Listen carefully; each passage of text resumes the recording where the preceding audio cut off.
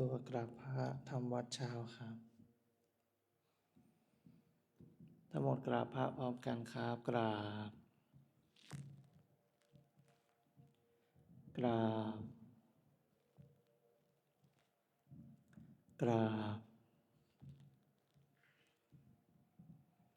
กราบบารมีธรรมพ่อแม่ครูบาอาจารย์ครับทั้งหมดกล่าวคำบูชาพระรัตนตรัยพร้อมกันครับอิมินาสการนะพุทธังอภิปูชยามะอิมินาสการนะ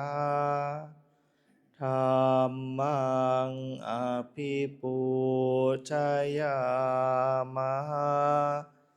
อิมินาสการนะสังฆังอภิปูชยามะ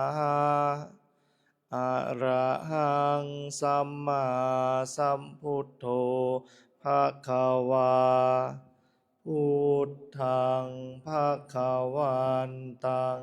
อภิวาเทมิส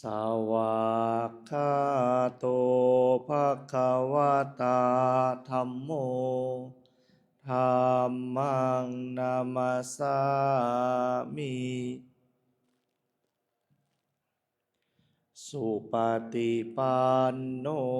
ภควโตสาวกสังโฆสังฆังนะมามิ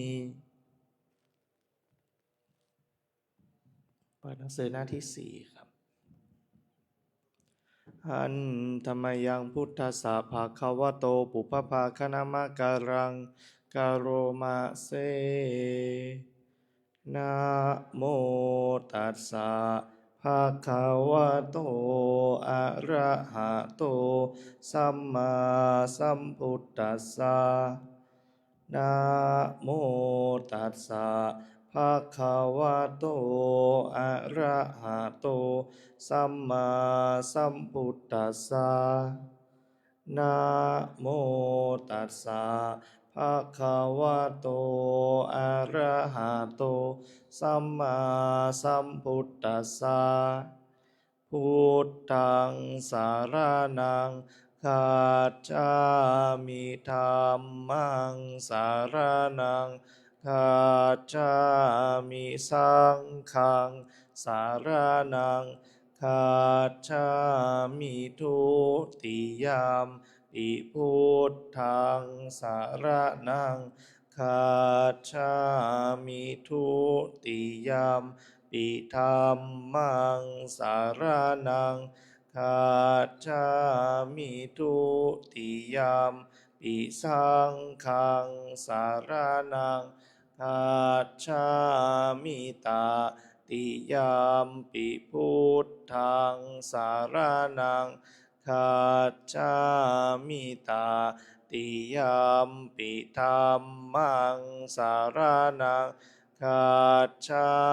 มิตาติยามปิสังฆัง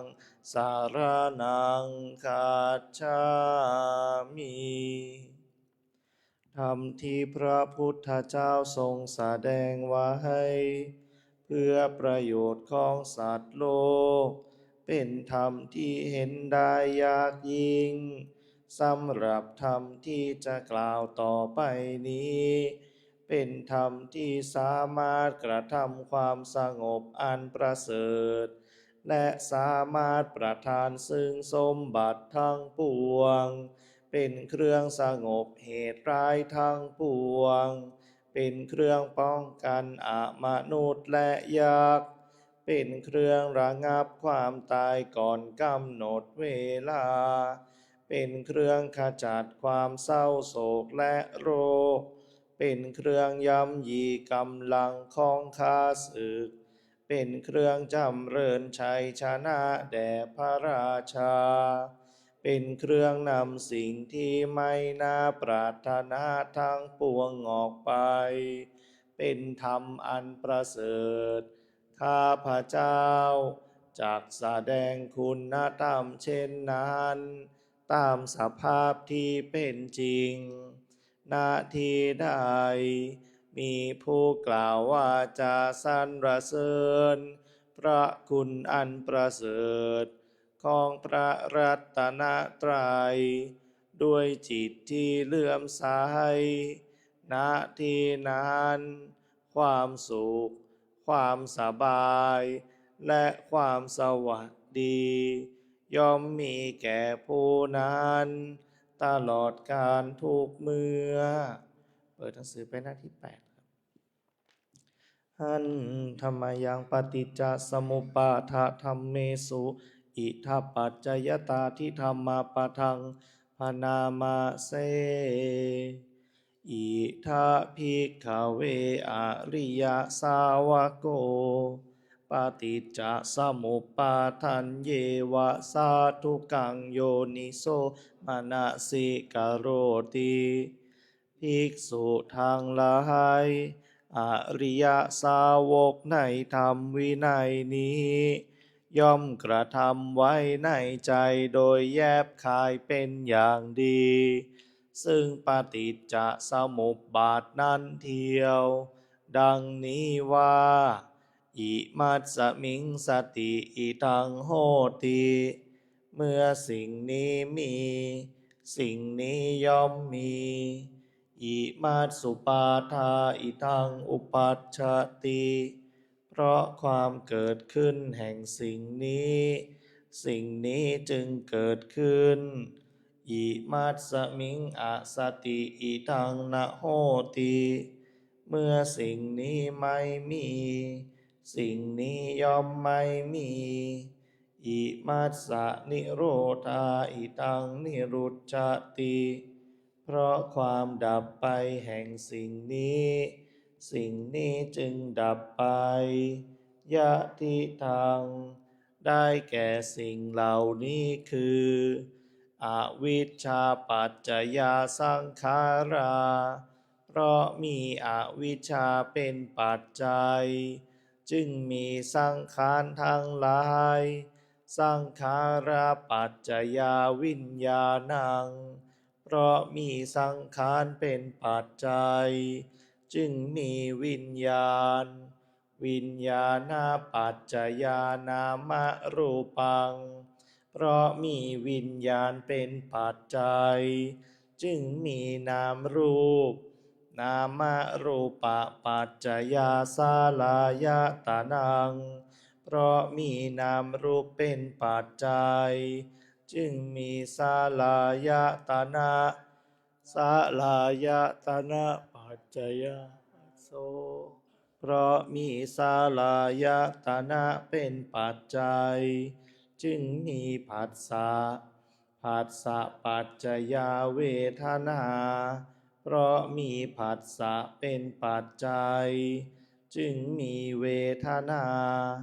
เวทนาปัจจยาตัณหา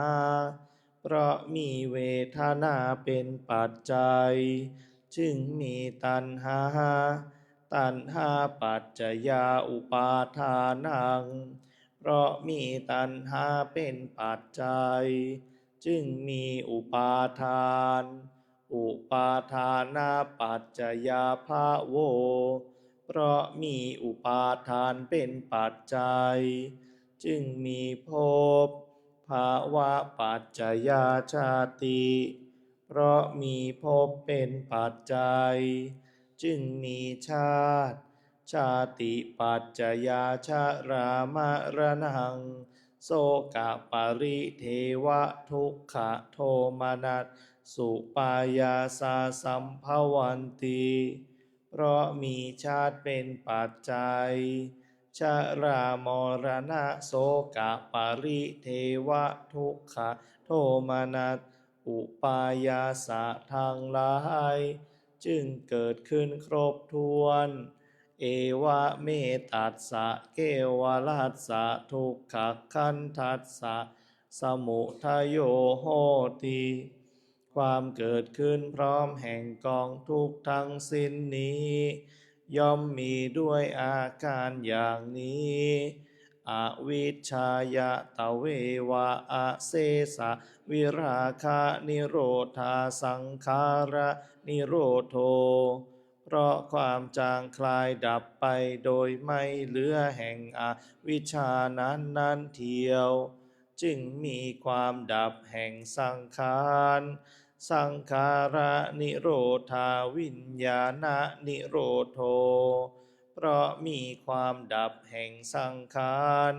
จึงมีความดับแห่งวิญญาณวิญญาณนิโรธานามรูปะนิโรโธเพราะมีความดับแห่งวิญญาณจึงมีความดับแห่งนามรูปนามรูปะนิโรธาสาลายตนะนิโรโธเพราะมีความดับแห่งนามรูปจึงมีความดับแห่งสาลายตนะสาลายตนะนิโรธาผัสสะนิโรโธเพราะมีความดับแห่งสาลายตนะจึงมีความดับแห่งผัสสะผัสสะนิโรธาเวทนานิโรโธเพราะมีความดับแห่งผัสสะจึงมีความดับแห่งเวทนาเวทนานิโรธาตัณหานิโรโธเพราะมีความดับแห่งเวทนาจึงมีความดับแห่งตัณหาตัณหานิโรธาอุปาทานะนิโรโธ